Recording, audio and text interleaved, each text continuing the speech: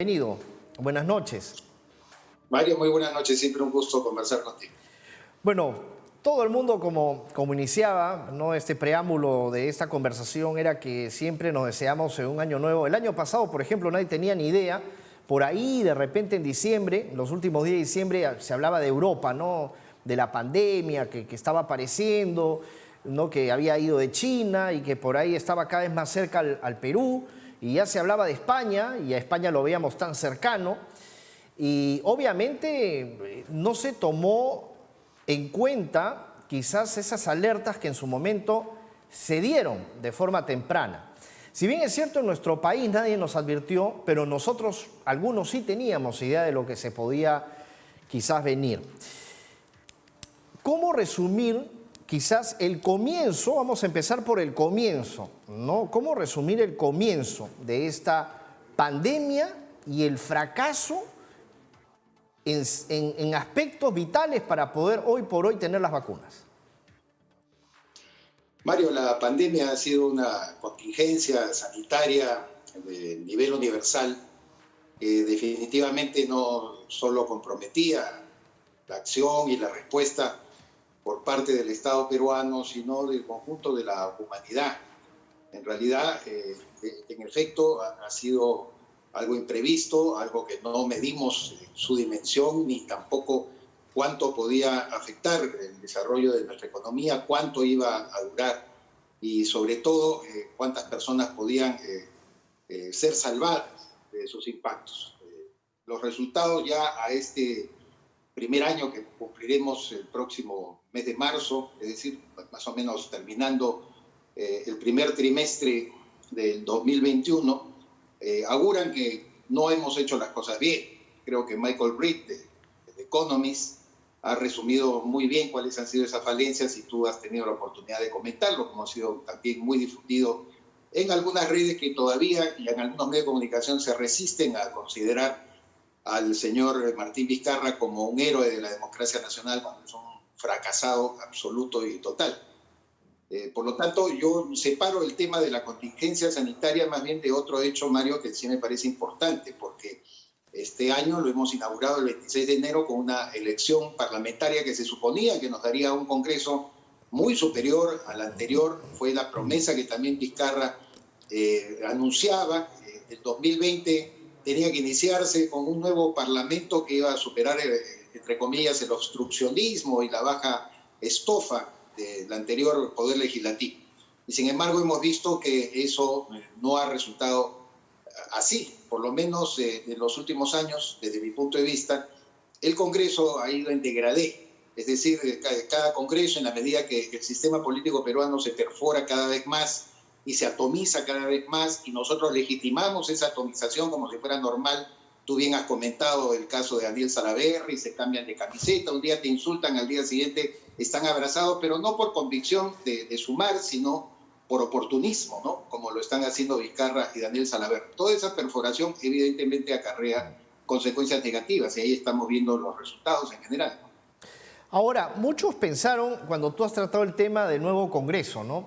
Ese Congreso que, bueno, también se enfrentó frente a la pandemia, ¿no? Esta pandemia mundial, como un Congreso. Yo creo que la gente votó más que nada nuevamente por fastidio, ¿no? Votó por amargura, votó con ese rencor, me parece, y colocaron gente que ahí estamos observando, pues en el Congreso de la República, que no se esperaba, obviamente, que iban a terminar vacando al expresidente Vizcarra, ¿no? Entonces, ahí fue toda una confusión total, ¿no? Yo creo que en su momento el expresidente Vizcarra dijo, con este Congreso la hago, pero finalmente se torcieron. En efecto, él creyó que solamente movilizando de una manera demagógica a las masas, obteniendo respaldo popular en base a ciertas acciones efectistas y, como no, con bastante éxito, haciéndole creer a un grueso sector de la población de que él encarnaba más bien la lucha contra la corrupción y todo, que tenía todos los haces por jugar en contra de la inmoralidad en el Estado. Lamentablemente terminó siendo uno uno más, uno de ellos, como ha descrito el exministro Carlos Asombrío en un célebre artículo en el Diario del Comercio hace pocos días. Era uno de ellos, es decir, uno de los pillos de la política, un coimero, una persona que ha cobrado cuando era gobernador de Moquegua por las invitaciones que ha recibido, ¿no es cierto? Ha cobrado, al parecer, gruesas sumas de dinero por obras públicas. De tal manera que no era tan distinto ni tan diferente. Yo creo que Vizcarra, cuando se la jugó por el hecho de lo que algunas personas con cierto grado de sensatez le reclamaban, que proponga una lista parlamentaria propia, que se alíe con un partido, que procure tener una bancada, bueno, se confió efectivamente en la que la mayoría de, a veces los tiranos y los dictadores se confían, solamente en el apoyo popular. Eso no es nuevo.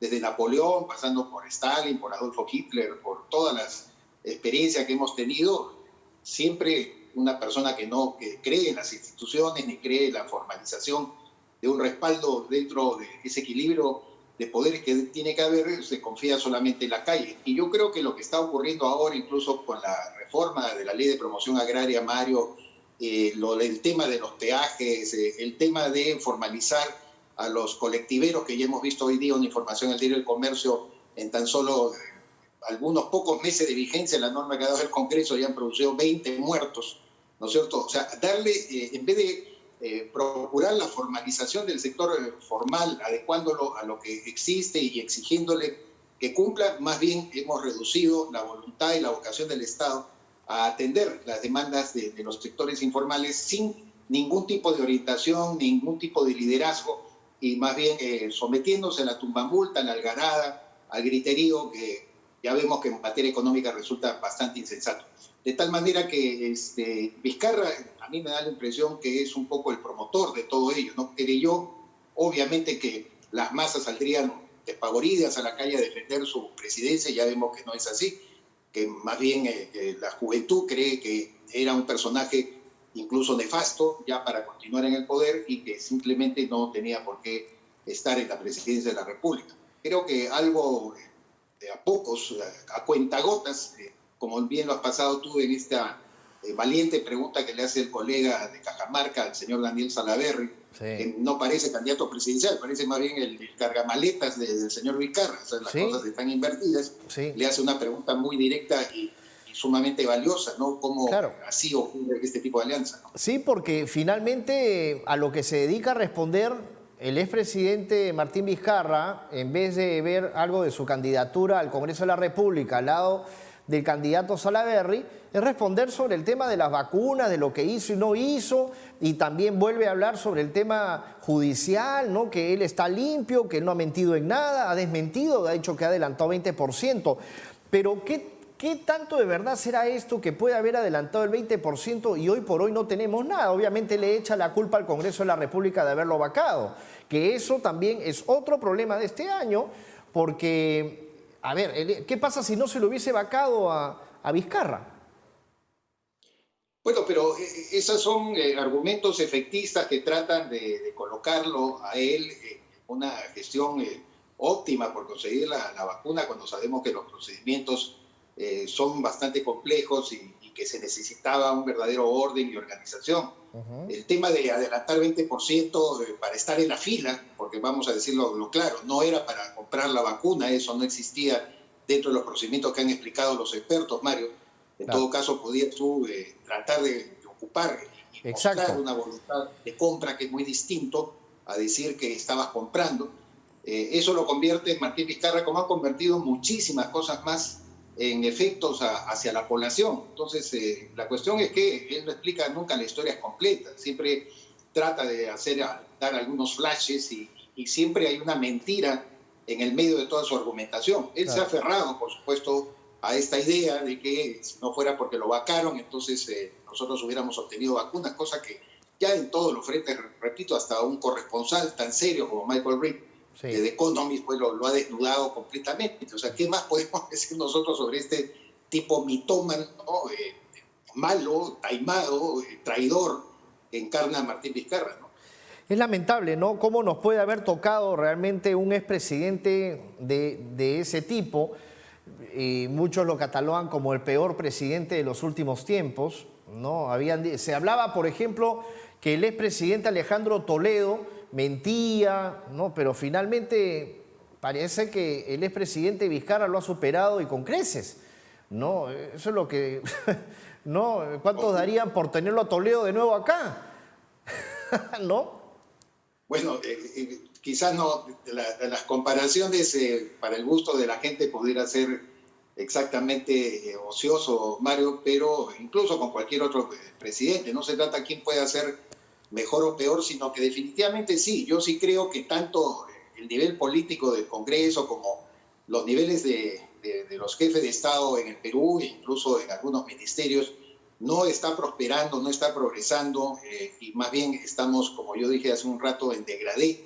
Y esa degradación de la política lamentablemente no nos lleva más que a señalar que vivimos engañados bajo las aparentes buenas formas que tiene Martín Vizcarra, su manera de expresarse, su manera de hablar. Creemos de que ese es el verdadero Vizcarra cuando es Mr. Jekyll y Mr. Claro, Hyde, ¿no? claro. Tiene una doble personalidad. Cuando hablaba, más cuando lo escuchamos en los audios, por ejemplo, ¿no? Sobre Richard Swing, hablando con Karen Roca, ¿no? Hablando de Miriam Morales, cuando hablaba con Miriam Morales, ese era el verdadero expresidente Martín Vizcarra, ¿no? Una persona que hablaba así con su personal, no es. Entonces, son temas muy delicados a los cuales también él va a tener que hacerle frente a la justicia y hablar, ¿no? Karen Roca ha salido a decir que la verdad va a salir a la luz, ¿no? Finalmente, y continúa diciendo de que tiene más pruebas y finalmente vamos a ver qué es lo que se va a presentar en su momento, ¿no? Porque... Exactamente, yo creo que la justicia tiene que proseguir. A mí en todo este contexto, Mario, lo único que me alegra, y lo digo con mucha sinceridad y con ánimo de que la democracia realmente tenga un punto de apoyo en favor de la ciudadanía, es que la justicia haga su trabajo. Si el señor Vizcarra permanecía en la presencia de la República, como se confirmó, que utilizaba, por ejemplo, a la policía para amedrentar a uno de los colaboradores eficaces, tú recuerdas, ¿no? Y uno de ellos, manteniendo la reserva de su identidad, denunció haber estado siendo seguido por equipos de la Policía Nacional que estaban siguiendo sus pasos y que no era precisamente por una orden judicial, sino fundamentalmente, al parecer, por una orientación del señor Vizcarra para amedrentarlo. De tal manera que cómo podríamos haber mantenido a este sujeto en la jefatura del Estado cuando estaba utilizando todo su poder para lograr borrar las huellas de los posibles delitos que haya cometido, ¿no? Ahora, obviamente, este desgobierno que prácticamente tú nos has trasladado con tu expresión, este desgobierno del expresidente Martín Vizcarra y de querer imponer a la mala muchos de sus temas, obviamente se ha trasladado al de Sagasti, ¿no? Quien asume el poder luego de que Amerino, que dura poco obviamente en el poder, bueno, asume Sagasti luego de las manifestaciones. Y ahora estamos viviendo en un país en el aire, ¿no? En un país flotando, por decirlo así. No hay realmente una mano que en el país realmente asegure que de aquí hasta el 11 de abril, ¿qué 11 de abril? Hasta julio, porque hasta julio va a ser finalmente cuando entre en la banda presidencial, pues podamos tener cierta inestabilidad. O sea, vamos a quedarnos igual, ¿no? O sea, económicamente también. Ahora pasando al tema económico, porque en la economía nosotros hemos fracasado. Claro, es un conjunto de temas que lamentablemente el gobierno transitorio de Francisco Sagasti no da la impresión no estar tomando de manera integral. O sea, yo creo que todavía nos sume mucha incertidumbre la forma y los bandazos que ha dado en muchos aspectos, empezando por el tema de prometer que no habría reforma policial y luego descabezar, creer que ella se basa solamente en descabezar a 19 generales y luego decir que va a sentar las bases de la misma. En materia económica yo creo que él tiene un buen ministro, el señor Waldo Mendoza. Es una persona que proveniendo de la academia y básicamente de un sector siempre crítico y estudioso, investigador de nuestra economía, y pasando solamente por el Estado a través del Consejo Fiscal, creo, donde él estaba prestando labores, está dando buenas señales buenos alcances sobre cómo debe manejarse la economía. Uno de ellos, por supuesto, anunciar que de todas maneras el gobierno del señor Sagasti va a objetar esta ley que pretende ponerle topes a los créditos bancarios.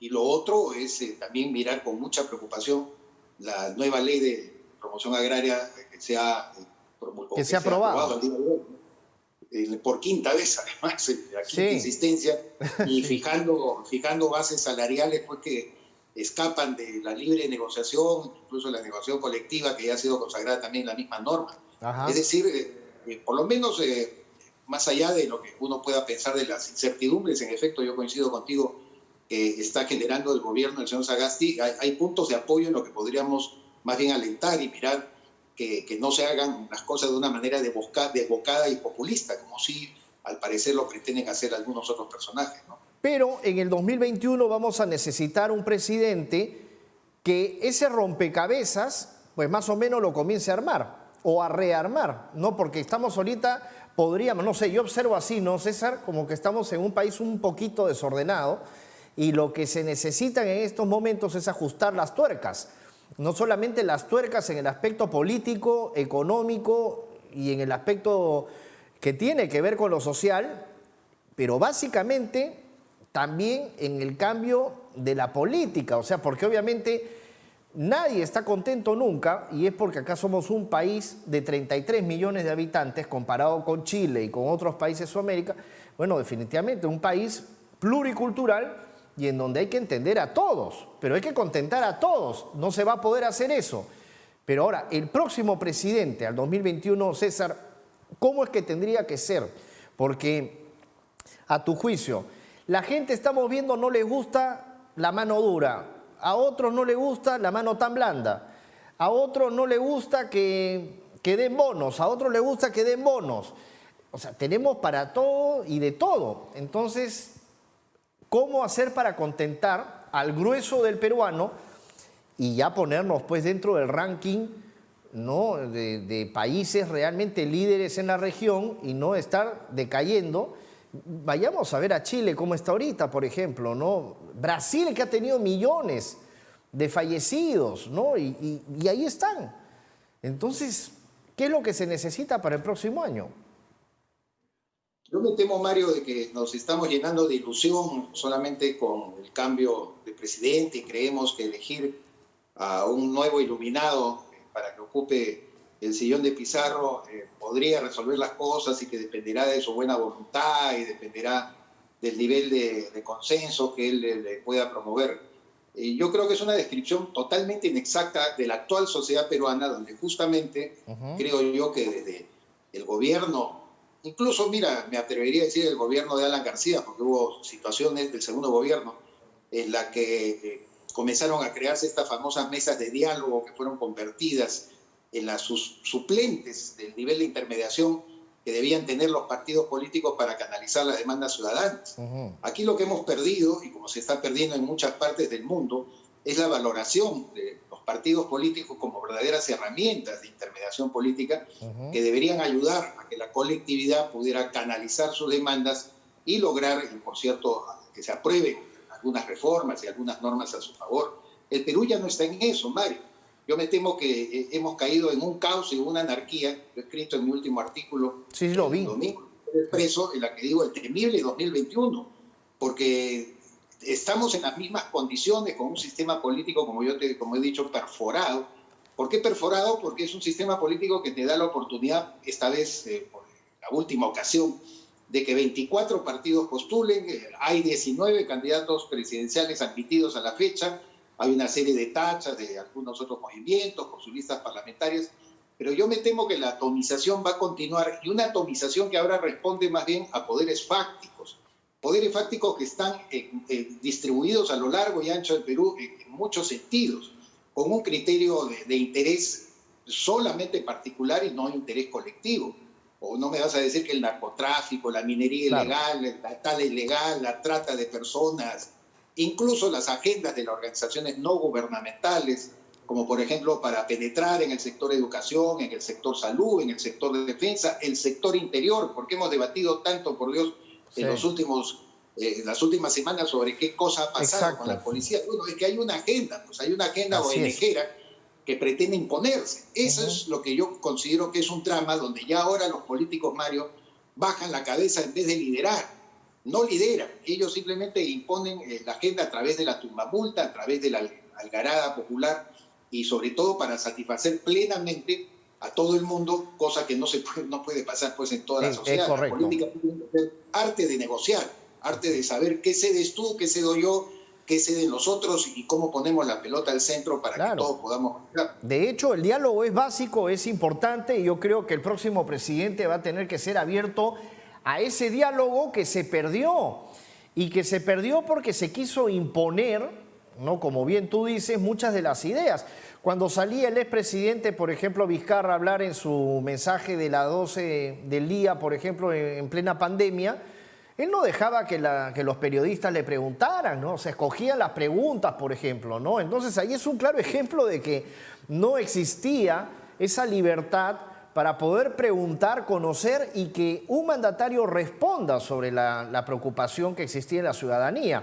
Entonces, obviamente eso tiene que cambiar. César, te agradezco, es un gran artículo que tú has escrito ahí en el diario Expreso, ya justamente haciendo un balance y de este año tan difícil. Y bueno, desearte a ti y a toda tu familia, de parte de aquí de Hackeando la Política y de UCI, un canal inteligente, lo mejor para este 2021. Y que no le temas tanto, pues, al próximo año. No hay que temerle tanto porque contagia a veces.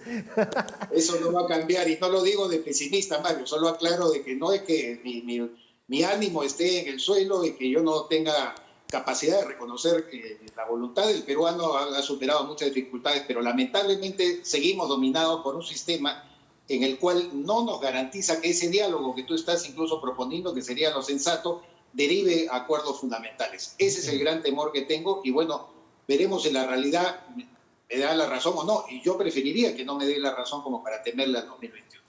Un gran abrazo, muchas gracias César, muy amable. Igual para ti, Mario. Gracias.